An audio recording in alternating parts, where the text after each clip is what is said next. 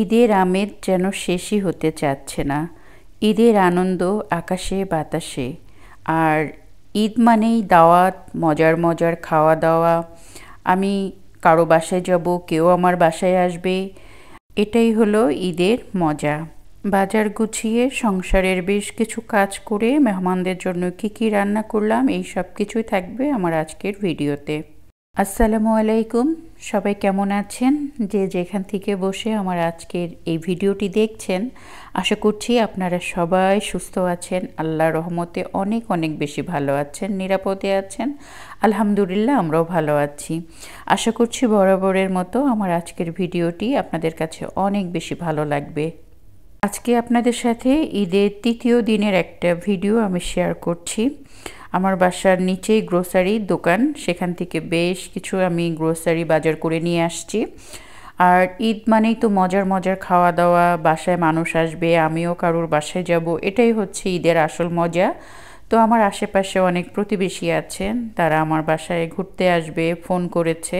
তো ভাবলাম আর কি টুকিটাকি অনেক কিছুই সংসারে লাগে, তো নিচ থেকে নিয়ে এসে আমি মোটামুটি একটু গুছিয়ে নিচ্ছি। আর ঈদের সময় তো প্রত্যেকের বাসায় অনেক মজার মজার খাবার থাকে, যতই মেহমান আসুক না কেন অত পেরেশানি হতে হয় না, খুব ভালো লাগে মেহমান আসলে, তাদের সাথে গল্প করা যায়। এখানে আমি বেশ কিছু পাস্তা রান্না করে নিয়েছি। আর ছোলা বুটটা আমি যেহেতু 29টা রোজা হয়েছে, 30টা রোজা হয়নি, অনেকগুলো ছোলা বেঁচে গিয়েছিল, সেটা এখন আমি রান্না করে নিলাম, বিকালের দিকে একটু নাস্তা খাওয়া যাবে। আর রোজা ভাঙার পরপর কিন্তু এই ইফতারিগুলো অনেক মিস করি। মনে হয় যে এই টাইমটাতে, এই সময়টায় আমরা ইফতারি করতাম, তখন কিন্তু একটু ভাজা ভুজা এগুলো থাকলে ভালোই লাগে। আর এই যে আমি অনেক ব্লগেই বলেছি, আমি কিন্তু বাসার কাজ মাসে বা বছরে একদিন করি না। যখনই আমার মন যেটা চায়, যখনই চোখের সামনে একটু খারাপ লাগে, তখনই কিন্তু আমি সংসারের অনেক কিছু ধোয়া মোছার কাজগুলো করে নিই, যার কারণে আমার প্রত্যেকটা জিনিসই কিন্তু একদম নিট অ্যান্ড ক্লিন, মানে একদম পরিষ্কার থাকে।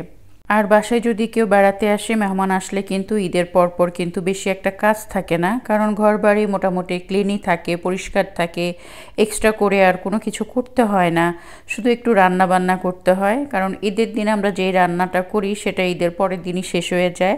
আবার দেখা যাচ্ছে যে ঈদ যেহেতু 3 দিনও অনেক অনেক সময় আছে আমরা 3 দিন ধরে ঈদ পালন করি, আবার অনেক সময় আছে আমরা দেখা যায় 7 দিন পুরা সপ্তাহটাই ঈদ মানে পালন করি। এই যে দই বসিয়েছিলাম, দইটাও শেষ হয়ে গিয়েছে।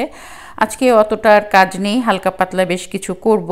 সুইট আইটেম তো আমি সবসময় গেস্ট যখন ফোন করে বলে আসবে, আমি রাতেই কিছুটা সুইট আইটেম তৈরি করে রাখি।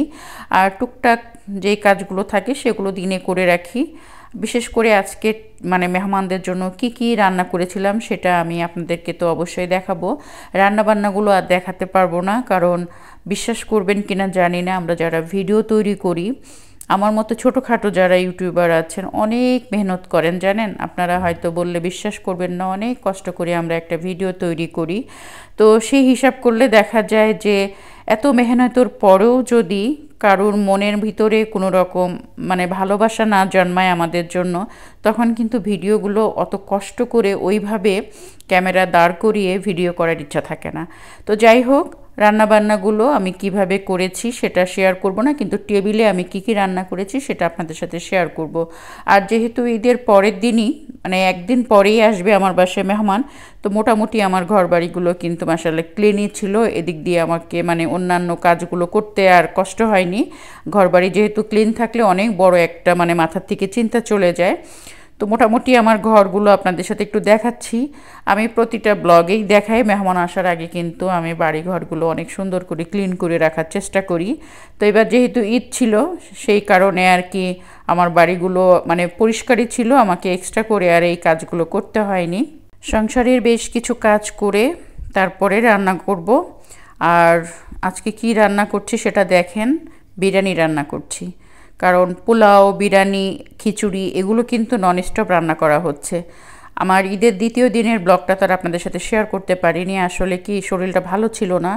রোজা ভাঙার পর মানে রোজা 29টা রোজা করলাম আলহামদুলিল্লাহ অনেক ভালো করে, তারপরের দিন মানে ঈদের পরের দিন আমার শরীরটা এতটাই খারাপ হয়ে গিয়েছিল, হঠাৎ করে জ্বর, ওই দিন আর কোনো ভিডিও করতে পারি নাই। আজকে একটু হালকা পাতলা করলাম।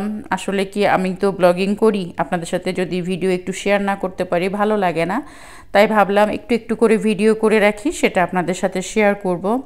দাওয়াতের আয়োজন করা কঠিন মনে হলেও একটু যদি সাহস করে মানে করা যায়, আল্লাহ কিন্তু এমনিতেই সাহস করে মানে দিয়ে দেন। তো ভাবলাম যে ঠিক আছে আসুক, কোনো সমস্যা নেই। আপনাদের ভাইয়া বলছিল চলো বাহিরে যেয়ে আমরা খেয়ে আসি, কারণ তোমার শরীরটা ভালো না। বললাম না, ঠিক আছে, বাসায় যেহেতু গেস্ট আসতে চাচ্ছে তো আসুক, সমস্যা নেই, আমি যতটুকু পারি করব। তো এই যে রাতে আমি মানে বিরিয়ানির মাংসটা রেডি করে রেখেছিলাম, জাস্ট আমি সন্ধ্যার পরে গরম গরম বিরিয়ানি খেলে ভালো লাগে, তাই সন্ধ্যার পরে আমি বিরিয়ানিটা রান্না করে নিচ্ছি। আর চিকেনের রোস্ট তো আমি ঈদের সময় করেছিলাম, সেটা শেষ হয়ে গিয়েছে, তো আমি ভাবলাম চিকেনের রোস্টও করে ফেলি। বিরিয়ানি থাকলে খুব একটা বেশি মানে তরকারি না হলেও চলে, 2-3টা তরকারি হলেই বিরিয়ানিটা খুব সুন্দর করে খাওয়া যায়। তো এই যে আমি গরু মাংস বিরিয়ানিটা বসিয়ে দিয়েছি। আর ঈদ উপলক্ষে তো আমরা অনেক ধরনের খাবারই রান্না বান্না করে ফ্রিজে রেখে দিই। বিশেষ করে কাবাবের আইটেমগুলো তো আমার ডিপ ফ্রিজে সবসময়ই থাকে, তো আমার প্রবলেম হয় না। মেহমান আসলে দেখা যায় নর্মালি চা বিস্কিট এগুলো তো এখানে কেউ খায় না, বিস্কিট এখানে কেউ খায় না। এখানে হাতে বানানো নাস্তা বা ফ্রোজেন করা নাস্তাগুলো মানুষ খায় আর কি। তো সবসময় কিন্তু আমাদের এখানে পুরি সিঙ্গারা এগুলো পাওয়া যায় না, যার কারণে এগুলো আমরা ঘরেই সবসময় রেডিমেড মানে তৈরি করে রেখে দিই আর কি, যে কেউ আসলো ভেজে দিলাম। তো সেই জন্য আর কি ঈদের সময় তো অনেক কিছুই ঘরে থাকে, দেখা যায় একটু ভারী 2-1টা আইটেম করলেই মেহমান আসলে কোনো প্রবলেম হয় না, সবাইকে নিয়ে খুব মজা করে মানে সুন্দর করে খাওয়া দাওয়া করা যায়। আমার কাছে তো বিরিয়ানি রান্না করতে বেশি ভালো লাগে, কারণ বিরিয়ানি আমার মনে হয় মাংসটা রান্না করা থাকলে খুব ঝটপট খুব সহজেই বিরিয়ানিটা হয়ে যায়। তো এই যে আমি বিরিয়ানিটা এখন দমে বসিয়ে দেব। এখানে একটু দুধ দিয়ে দিলাম, পেঁয়াজের বেরেস্তা, কিশমিশ, কাঁচামরিচ সব কিছু দিয়ে আমি এখন বিরিয়ানিটা দমে বসাবো। তারপরে এটা গরম গরম যদি খাওয়া যায় না অনেক মজা লাগবে। আর আগে তো আমার বাসায় সপ্তাহে 2-3 বার আর কি বিরিয়ানি রান্না হতো বা পোলাও রান্না হতো, এখন দেখা যায় নেহাও খেতে চায় না। মানে আমরা তো এখন একটু কমিয়ে দিয়েছি, দেখা যায় নেহাও খেতে চায় না, কিন্তু বাসায় গেস্ট আসলে আমি মানে বিরিয়ানিটা রান্না করার চেষ্টা করি।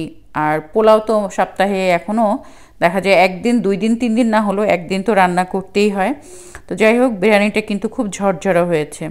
এখন আমি এটা এভাবেই সুন্দর করে চুলার উপরেই রেখে দেব। আর এদিক দিয়ে আমি চিকেনটা মানে চিকেনের রোস্টটা করে নিচ্ছি। ঈদের দিন করেছিলাম, রোস্টগুলো শেষ হয়ে গিয়েছে, আজকে আবার চিকেনের রোস্ট করছি। তো গরুর মাংস রান্না করা আছে, আর কাবাব তো আমি আগেই বললাম ফ্রিজের মধ্যে আমার আছে, সেগুলো আমি ভেজে দিয়ে দেব। টেবিলটা কিভাবে গুছিয়েছি সেটা এখন আপনাদের সাথে একটু শেয়ার করব। আমার রান্না শেষ হয়ে গিয়েছে, সব কিছু রেডি করে এই যে টেবিলে খাবারটা দিয়ে দিয়েছি। আসলে খুব মজার মজার খাবার হলে খুব বেশি আইটেম লাগে না, অল্প আইটেম দিয়েই কিন্তু তৃপ্তি সহকারে খাওয়া যায়। ডিমের আমি কোরমা করে নিয়েছিলাম, এই যে গরুর মাংস ভুনা, চিকেনের রোস্ট, কাবাব, সালাদ আর বিরিয়ানি, এই যে মজার সব খাওয়া দাওয়া। তো আমরা খুব মজা সহকারে গল্প করলাম। ঈদের যেহেতু একদিন পরেই ঈদ তো চলছেই, আপনাদের ঈদ কেমন যাচ্ছে, আপনারা কি কি করছেন আমাকে কমেন্ট করে জানাতে পারেন। আপনারা কয়দিন ধরে ঈদ করেন? আমরা তো এখানে প্রায় 3-4 দিন ধরে ঈদ করছি। আর আমার তো খুবই ভালো লাগে ঈদের সময়, যেহেতু মানুষ আমার বাসায় আসে আমিও যাই, এটা আমার খুবই ভালো লাগে। অন্য সময় কিন্তু এত ব্যস্ত থাকি, ব্যস্ততার কারণে হয়ে ওঠে না। তো যাই হোক, ঈদের 3য় দিনের একটা ব্লগ শেয়ার করলাম আপনাদের সাথে। আশা করছি আপনারা সবাই অনেক আনন্দ করছেন। আজকের মতো ভিডিওটা এখানে শেষ করছি। সবাই ভালো থাকবেন, সুস্থ থাকবেন, অন্তর থেকে দোয়া থাকলো আমাদের জন্য দোয়া রাখবেন। আল্লাহ হাফেজ।